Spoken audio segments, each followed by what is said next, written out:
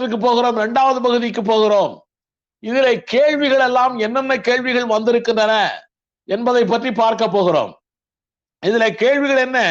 கேள்வி நம்பர் 1, பொன் பரிசுத்தவான்களுக்கும் தேவனுக்கு உரியது என்றாலும் அது பரலோகில்தான் பொற்கிரீடம் பொற்கச்சை என்று தரிப்பிக்கப்பட வேண்டும், பூமியில் அல்ல என்று சொல்லுகிறவர்கள் உண்டு. பரலோகத்தில்தான் பொற்கச்சை, பரலோகத்தில்தான் அங்கே பொற்கிரீடம் எல்லாம் உண்டு, இங்க பூமியிலே அதெல்லாம் கிடையாது என்று சொல்லுகிறார்கள். அப்படியானால் பொன் காணிக்கையாக நம்முடைய இன்ஃபான்ட் ஜீசஸ் பாலன் இயேசுவுக்கு கொடுக்கப்பட்டதே, அதை எப்படி மரியாள் வாங்கினாள்? பாலன் இயேசு கிறிஸ்துக்கு சாஸ்திரிகள் கொண்டு வந்து கொடுத்தார்களே பொன் காணிக்கை இந்த பூமியிலே, அதை எப்படி வாங்கினார்கள்? மத்தேயு 6ஆம் அதிகாரம் 10ஆம் வசனத்திலே நம் ஆண்டவருடைய சித்தம் வெளிப்படுத்தப்பட்டிருக்கிறது, வாசிக்கிறேன். உம்முடைய ராஜ்யம் வருவதாக, உம்முடைய சித்தம் பரமண்டலத்திலே செய்யப்படுகிறது போல பூமியிலேயும் செய்யப்படுவதாக. ஆக பரலோகத்திலே என்னென்னவெல்லாம் செய்யப்படுகிறதோ அது பூராமே இந்த பூமியிலேயும் செய்ய வேண்டும் என்பது தேவனுடைய சித்தம். ஆசரிப்பு கூடாரத்தை கூட பரலோக மாதிரியை காட்டி அதன்படியே தான் இந்த பூமியிலே செய்ய சொன்னார். அப்படி இருக்கும் பொழுது இது பரலோகத்துக்குரியதுதான், பரலோகத்துல தான் செய்யணும், பூமிக்கு கூடாது என்று சொல்லுகிறது சரியான வாதம் அல்ல. இரண்டாவது கேள்வியை சொல்லுகிறேன். அவர்கள் சொல்லுகிற கேள்வி, இரண்டாவது கேள்வி, கிறிஸ்தவ வட்டாரத்திலே கேட்கிற கேள்விகள். லூசிபருடைய பொன், லூசிபர் பொன்னினாலும் எல்லா காரியங்களெல்லாம் இந்திர நீலம், என்னன்னோ பயங்கரமான காரியங்கள், கோமேதகம், யஷ்பி, படிக பச்சை, வயிறு இதெல்லாம் போட்டு அலங்கரித்திருந்தானே. ஆக இந்த லூசிபர் பொன் அலங்காரத்தில் தான், இப்படி அலங்கரித்ததுனால்தான் அவனுக்கு மேட்டிமை வந்தது. அதனால நீங்களும் அதை அணிந்தீர்கள் என்றால் நீங்களும் லூசிபராய் மாறிவிடுவீர்கள் என்று பலர் சொல்லுகிறார்கள். அப்படியானால் அவனுக்கு அணிய வைத்து, இப்படியெல்லாம் பொன் காரியங்களையும் அணிகலன்களையும் அணிய வைத்து அழகு பார்த்தவர் நம்முடைய தேவன். பரலோகத்திலே ஆராதனை கூடத்திலே வைக்க வைத்து அவனை இருக்க வைத்து அழகு பார்த்தவர் நம்முடைய தேவன். அப்படி என்றால் நம்முடைய தேவன் குற்றவாளி ஆவாரா?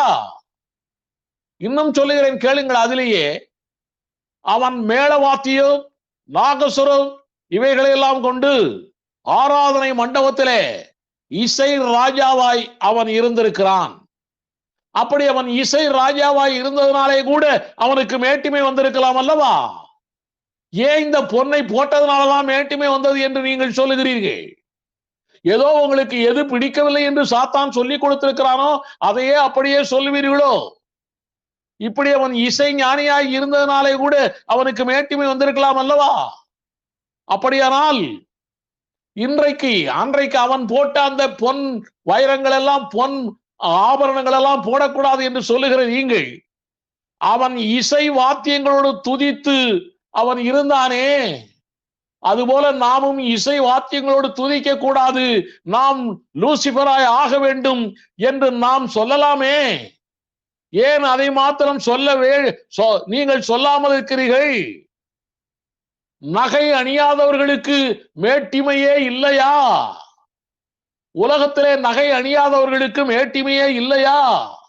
கொஞ்சம் சிந்தியுங்கள். மூன்றாவது காரியம் உங்களுக்கு சொல்லுகிறேன். யோசுவா 7ஆம் அதிகாரம், 7ஆம் அதிகாரத்திலே அங்கே எரிகோ பட்டணத்தை பிடிக்கிறார்கள். அங்கே வெள்ளியும் பொன்னும் ஆகான் எடுத்துக்கொண்டான். ஆகான் அதை எடுத்துக்கொண்டதுனாலே சாபம் வந்து விட்டது. இவர்கள் சொல்லுகிறது ஆகான் எடுத்துக்கொண்டதுனாலே சாபம் வந்து விட்டது. அதனாலே ஆயி பட்டணத்தோடு போர் தொடுக்கும் பொழுது தோல்வி வந்து விட்டது. அதனால இவன் பொன்னும் வெள்ளியும் எடுத்தது சாபமாகிவிட்டது. அந்த சாபம் நமக்கு இருந்தால் நமக்கும் வாழ்க்கையிலே தோல்விதான் வரும் என்று அவர்கள் சொல்லுகிறார்கள். அப்படியானால் யோசுவா 6ஆம் அதிகாரம் 19, 24 வசனங்களுடைய அர்த்தம் என்ன? யோசுவா 6ஆம் அதிகாரம் 19ஆம் வசனம், யோசுவா சொல்லுகிற வார்த்தை உங்களுக்கு சொல்லுகிறேன். சகல வெள்ளியும் பொன்னும் வெண்கலத்தினாலும் இரும்பினாலும் செய்யப்பட்ட பாத்திரங்களும் கர்த்தருக்கு பரிசுத்தமானவைகள், அவைகள் கர்த்தரின் பொக்கிஷத்தில் சேரும் என்றான். எரிகோ பட்டணத்தில் எடுக்கக்கூடிய காரியங்கள் வெள்ளியும் பொன்னும் பரிசுத்தமானவைகள், அவைகள் கர்த்தருடைய பொக்கிஷத்தில் சேர வேண்டும் என்று சொல்லி இருக்கிறானே. இங்கே ஆகார் எடுத்தது பொன் மட்டுமா எடுத்தான்? சால்வையும் தானே சேர்த்து எடுத்தான். அவன் எடுத்தது சாபத்தீடு என்றுதானே வேதம் சொல்லுகிறது. சாபத்தீடை எடுக்கக்கூடாது. அப்படியானால் பொன்னை மாத்திரம் உபயோகிக்க கூடாது என்று சொல்லுகிறவர்கள் சால்வையை மட்டும் நாம் உபயோகிக்கலாமா? இந்த குளிர்காலத்தில் சால்வை நாம் போர்த்தாமல் இருக்க முடியுமா? இதை பற்றியெல்லாம் சிந்திப்பார் இல்லை. சாபத்தீட்டு என்பது என்ன? யோசுவா வெள்ளியும் பொன்னும் கர்த்தருடைய சன்னிதானத்திலே சேர்க்க வேண்டும் எரிகோவிலிருந்து என்று சொன்னதனுடைய அர்த்தம் என்ன? இதெல்லாம் புரிகிறதில்லை நிறைய பேருக்கு. நான்காவது காரியம் உங்களுக்கு சொல்லுகிறேன். அலங்காரம் பிசாசுக்குரியது என்று அவர்கள் சொல்லுகிறார்கள். அலங்காரம் பிசாசுக்குரியது என்று சொல்லுகிறார்கள். அப்படி என்றால் ஏசாயா 61:10, 49:18, சங்கீதம் 45:19, சங்கீதம் 45:13, வெளிப்படுத்தல் 21:2, இதையெல்லாம் மணவாளன் மணவாட்டி அலங்கரிப்பு என்று போடப்பட்டிருக்கிறதே, இதெல்லாம் பிசாசுக்குரியதானா? 1 தீமோத்தேயு 2 9-10 வாசிக்கிறேன், கேளுங்கள். 1 தீமோத்தேயு 2 9-10, ஸ்திரீகளும் மயிரை பின்னுதலினாலாவது பொன்னினாலாவது முத்துக்களினாலாவது விலையேறப்பட்ட வஸ்திரங்களினாலாவது தங்களை அலங்கரியாமல் தகுதியான வஸ்திரத்தினாலும் நாணத்தினாலும் தெளிந்த புத்தியினாலும் தேவ பக்தி உள்ளவர்கள் சொல்லிக் கொள்ளுகிற ஸ்திரீகளுக்கு ஏற்றபடியே நற்கிரியைகளினாலும் தங்களை அலங்கரிக்க வேண்டும் என்று எழுதப்பட்டிருக்கிறது. இதுல எழுதப்பட்டிருக்கிறது தகுதியுள்ள வஸ்திரத்தால் மட்டுமே அலங்கரிக்கப்பட வேண்டும் என்று சொல்லி இருக்கிறது. தகுதியுள்ள வஸ்திரத்தால் தான் அலங்கரிக்கப்பட வேண்டும் என்று சொல்லி இருக்கிறது. அதனாலே பொன்னினாலும் வெள்ளியினாலும் அலங்கரிக்க கூடாது என்று அவர்கள் சொல்லுகிறார்கள். உங்களுக்கு சொல்லுகிறேன், இதை கேட்டுக்கொண்டிருக்கிறவர்கள் கேட்டுக்கொள்ளுங்கள். அங்கே அவர்கள் பொன்னும் வெள்ளியும் அலங்கரிக்கலாம் என்று சொல்லவில்லை என்கிறார்களே. அப்படியானால் அங்கே மயிரை பின்னக்கூடாது என்று சொல்லப்பட்டிருக்கிறதே. அப்படி என்றால் மயிரை பின்னவே கூடாதா பெண்கள்? இதை யாரும் யோசிக்கிறது இல்லையே. பொன் மேலையும் வெள்ளியின் மேலேதான் கண் விழுகிறதே, ஏன் இந்த மயிரின் மேலே கண் விழ மாட்டேங்குது? இந்த மயிரை பின்னக்கூடாதா? இங்கே வஸ்திரம் என்பது, இந்த வசனத்திலே சொல்லப்பட்ட வஸ்திரம் என்பது இது டிரெஸ்ஸை குறிக்கவில்லை, கிளாத்தை குறிக்கவில்லை. இது அப்பேரல் என்று எழுதப்பட்டிருக்கிறது. அப்பேரல் என்றால் அர்த்தம் என்ன? சரீரத்தை அழகுபடுத்தும் பொருட்கள், சரீரத்தை அழகுபடுத்துகிற தகுதியான பொருட்கள் என்ற அர்த்தம். அப்படி என்றால் அந்த பொருட்கள் இட் இன்க்ளூட்ஸ் கோல்ட் ஆல்சோ. அதனால தங்கம் போடக்கூடாது என்று அர்த்தமே இல்லை. ஐந்தாவது காரியம் உங்களுக்கு சொல்லுகிறேன். பொன் ஆபரணங்கள் அணிந்திருக்கும் ஸ்திரீ வேசி என்று சொல்லுகிறார்கள். பொன் ஆபரணம் அணிந்திருக்கிற ஸ்திரீ வேசியான். அவர்களை பார்ப்பவன் மத்தேயு 5:28 அவன் ஆகிவிடுவானாம்.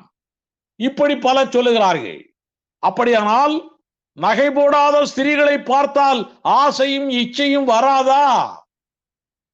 நகை இல்லாமலே அவர்கள் போட்டிருக்கிற டிரெஸ், பிரா, பாவாடை, லிப்ஸ்டிக், தலைமுடி, கர்ச்சீப்பு தொங்க விடுறது, இப்படி பல காரியங்கள், ஹீல்ஸ், இப்படி பல காரியங்கள், இவற்றையெல்லாம் தலைமுடி, இவற்றையெல்லாம் பாருங்களேன்.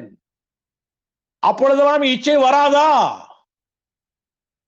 ஏதோ நகை போட்டா தான் இச்சை வரும் என்று சொல்லுகிறது. இது அறிவு சார்ந்த காரியமாய் எடுக்க முடியவில்லை. ஆறாவது காரியம் உங்களுக்கு சொல்லுகிறேன்.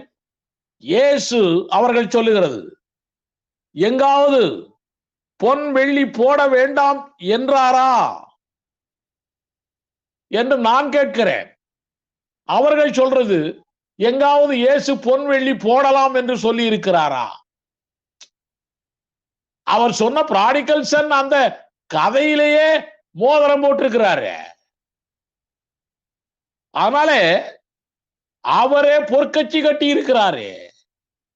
மார்க் 10:29 சொல்லி இருக்கிறது, அவர் நிமித்தம், அவருடைய ஊழியத்தின் நிமித்தம் வீடுகளையாவது, மனைவியாவது, பிள்ளைகளையாவது எல்லாவற்றையும் விட்டவன் எவனோ? அப்ப ஃபர்ஸ்ட் காட், செகண்ட் தான் வேர்ல்டு. அதனால வேர்ல்டும் தேவை என்று தேவன் சொல்லுகிறார். அதனால வேர்ல்டு தேவையில்லை, உலகம் தேவையில்லை என்று தேவன் சொல்லவில்லை. 7வது காரியம் சொல்லுகிறேன்.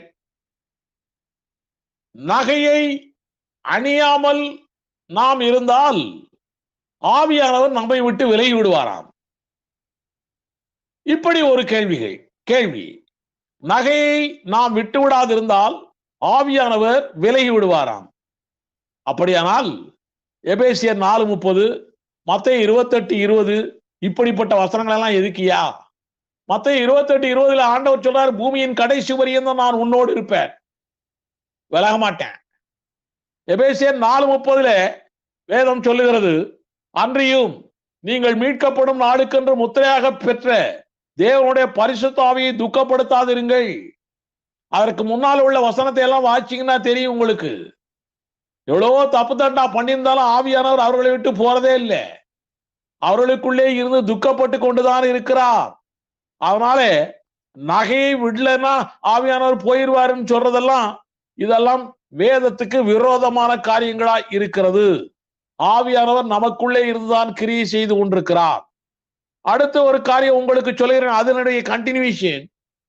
அப்படி என்றால் டிஜிஎஸ் தினகரனுடைய குடும்பத்தார், மோகன் சி லாசரஸுடைய குடும்பத்தார், இவர்கள் எல்லாரும் ஆவியானவருடைய காரியத்தினாலே பெரிய கிரியை செய்கிறார்கள் என்று சொல்லுகிறீர்களே, இவர்கள் எல்லாரும் ஆவியானவருடைய பெரிய அபிஷேகத்தினாலே இவர்கள் எல்லாரும் பெரிய ஊழியம் செய்கிறார்கள் என்று சொல்லிக் கொண்டு இருக்கிறீர்களே, இவர்களும் நகைகள் போட்டுக் கொண்டிருக்கிறார்களே, இவர்களை விட்டு எப்படி ஆவியானவர் நீங்காமல் இருக்கிறார் உங்களுடைய கருத்துப்படி? அப்ப இவர்களுக்குள்ளே ஆவியானவர் இருக்கிறார் என்று நீங்கள் நினைத்தால் அதை போடுகிற பெந்தகோஸ்தேக்காரனிடத்துல மாத்திரம் ஆவியானவர் விலகி போய் விடுவாரா? சிந்தியுங்கள். 8வது காரியம் உங்களுக்கு சொல்லுகிறேன். நகையை கலற்றாதவர்கள் தீராத வியாதி, வறுமை, போராட்டத்தில் வாழ்கிறார்கள் என்று சொல்லுகிறார்கள். அப்படியானால் நகையை கலத்தியவர்களுக்கு வியாதியே இல்லையா? நகையை கலத்தியவர்களுக்கு வறுமை இல்லையா? போராட்டம் இல்லையா? சுகத்திற்கும் செழிப்பிற்கும் நகையா காரணம்? அப்படியா நம்முடைய வேதம் சொல்லுகிறது? ஆத்மா வசனத்தில் வளர்ந்தால் தானேயா சுகத்துக்கும் செழிப்புக்கும் காரணம்.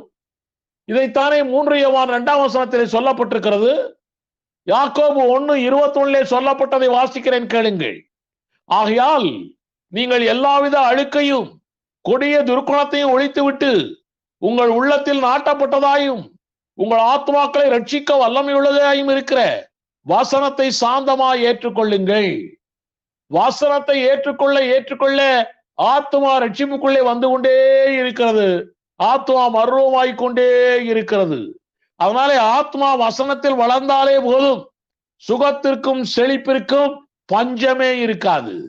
சுகத்திற்கும் செழிப்பிற்கும் நகை காரணம் அல்ல. 9வது காரியம் உங்களுக்கு சொல்லுகிறேன். பரலோகம் போக வேண்டும் என்றால் பொன் வெளியெல்லாம் விற்று போட வேண்டும் என்று சொல்லுகிறார்கள். மத்தேயு 13:44-46 வசனங்களை அவர்கள் வாசித்து அப்படி சொல்லுகிறார்கள். அப்படியானால் அவர்கள் வைத்திருக்கிற கார், பங்களா, ஃப்ரிட்ஜ், டிவி, கம்ப்யூட்டர் இவைகளையெல்லாம் விற்று போட வேண்டாமா? அந்த பொன்வெளியை மாத்திரம் தான் விற்று போடணுமா? பொருளை நீ விற்று போட்டாலும் சரி, பொருளாசையை விட்டால் தான் உனக்கு பரலோகம் உண்டு. பொருளை விட்டு விட்டால் உனக்கு பரலோகம் கிடைக்காது. பொருளாசையை விட்டு விட்டால் தான் பரலோகம் கிடைக்கும். இதைத்தான் மத்தேயு 19ஆம் அதிகாரத்துல 16 முதல் 23 வசனங்களிலே சொல்லப்பட்டிருக்கிறது. ஒரு பெரிய ஊழியக்காரர் எழுதியிருக்கிறார் பத்திரிகையிலே, அடக்கம் பண்ணும்போது ஆபரணங்களை எல்லாம் களைகின்றார்கள், அதே போல ஞானஸ்நானம் எடுத்தவனுக்கும் செய்ய வேண்டும் என்று அவர் சொல்லுகிறார். எதுக்கு எது உதாரணம் பாருங்க. அடக்கம் பண்ணும்போது துணியெல்லாம் அவுத்து விடுகிறார்கள், கட்டுக்களை எல்லாம் அவிழ்த்து விடுகிறார்கள். இது போல ஞானஸ்நானம் எடுக்கிறவனுக்கு செய்யலாமா? யோசியுங்கள். எதற்கு எந்த உதாரணம் சொல்லுகிறார்கள்? ஞானஸ்நானம் எடுத்தவன் பாவத்திற்கு அடக்கம் பண்ணப்பட்டு நீதிக்கு உயிர்த்து விட்டான். ஆனால் அவன் செத்தவன் அல்ல. அடக்கம் பண்ணுகிறவன் செத்தவன் தான், பிணம். அவனை பிணமாகவே அடக்கம் பண்ணுகிறோம். அதனால இதுக்கு அதுக்கும் தொடர்பே கிடையாது. 11வது காரியம் உங்களுக்கு சொல்லுகிறேன்.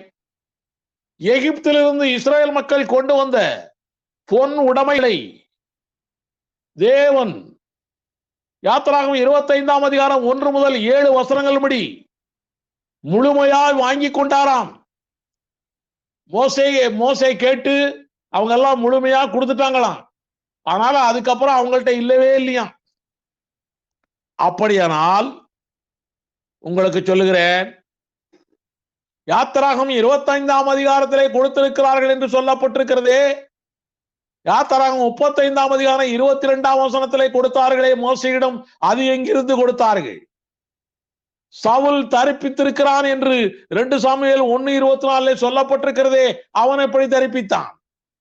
தாவீதுக்கு ஆலயம் கட்டுவதற்கு கொடுத்தார்கள் என்று 1 நாளாகமம் 29ஆம் அதிகாரம் 5 முதல் 8 வசனங்களிலே சொல்லப்பட்டிருக்கிறதே, அது எங்கிருந்து கொடுத்தார்கள்? அவர்கள் அணியாமலா கொடுத்தார்கள்? கானானுக்கு போகிற நீங்கள் அங்கே பொன்னும் வெள்ளியும் பெருகும் என்று ஆண்டவர் உபாகமம் 8ஆம் அதிகாரம் 13ஆம் வசனத்திலே சொன்னாரே, அப்படி அவர் சொன்னது பொய்யாகுமா? ஆக எதையோ சொல்லி எப்படியோ குழப்பிக் கொண்டு பாரம்பரியம் தலை தூக்கி கொண்டிருக்கிறது. 12வது காரியம் உங்களுக்கு சொல்லுகிறேன். நகை போடுகிறது உலகத்திற்கு ஒத்த வேஷம் என்கிறார்கள். அப்படியானால் நாம ட்ரெஸ் பண்றது, பேண்ட், சட்டை, ஷூ, டை இதெல்லாம் போடுறது உலகத்துக்கு ஒத்த வேஷமா? நம்ம சாப்பிடுறோமே இட்லி, தோசை, பூரி, இப்படிப்பட்ட காரியங்கள் எல்லாம் சாப்பிடுறோமே, இதெல்லாம் உலகத்துக்கு ஒத்த வேஷம் தானே? டீ, காஃபி குடிக்கிறோமே, இதெல்லாம் உலகத்துக்கு ஒத்த வேஷம் தானே? ஷேவிங் பண்றதெல்லாம் உலகத்துக்கு ஒத்த வேஷம் தானே? பல்லு விளக்குறதெல்லாம் உலகத்துக்கு ஒத்த வேஷம் தானே? அப்ப இதெல்லாம் வேண்டாமா? எதோட சேர்த்து எப்படியோ குழப்பி கொண்டிருக்கிறார்கள். இது பிசாசுடைய வேலை. உலகத்துக்கு ஒத்த வேஷம் என்றால் என்ன அர்த்தம்? உலகமாகிய பாவம், மாமிசம், பிசாசு இவைகளுக்கு ஏற்றபடி வேஷம் தரித்து நடக்கக்கூடாது. பாவம், மாமிசம், பிசாசு இவைகளுக்கு ஏற்றபடி உலகத்தானை போல இந்த காரியத்தில் ஈடுபடக்கூடாது என்பதுதான் உலகத்திற்கு ஒத்த வேஷம் என்று சொல்லப்பட்டிருக்கிறது. இது நான் 2வது பகுதியில இவர்கள் கிறிஸ்தவர்கள் கேட்கிற கேள்விகளுக்கு ஒரு சில கேள்விகளுக்கு பதில் சொன்னேன். இப்பொழுது பொதுவான கேள்விகள். நானும்